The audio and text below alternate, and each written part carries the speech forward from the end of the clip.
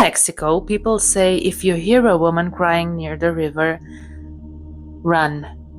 Because La Llorona doesn't cry for the dead, she cries for the living. They say Maria was the most beautiful woman in her village, the kind of beauty that made people stop in the street.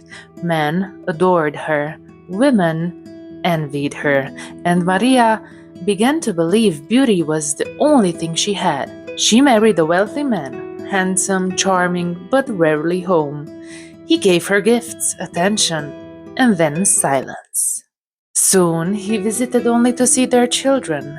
He barely looked at her. One evening, Maria saw him riding through the village with another woman, laughing, holding her the way he once held Maria. Something inside Maria cracked. She took her children to the riverbank, the same place where her husband once promised he loved her.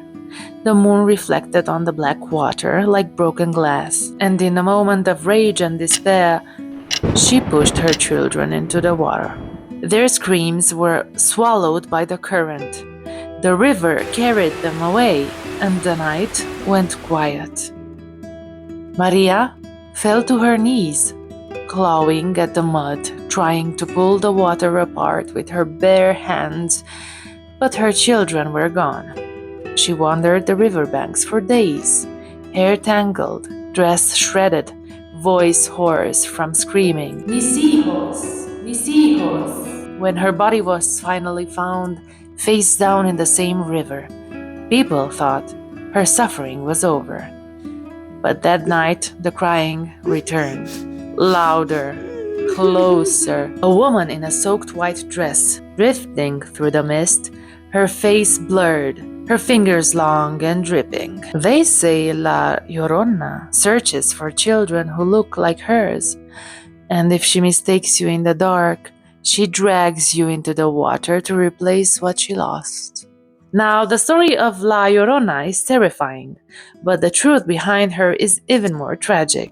Long before the legend, the Aztecs told of a goddess called Cihuacuat, a spirit mother who wandered at night crying for her lost children. She appeared before disasters, especially the fall of the Aztec Empire.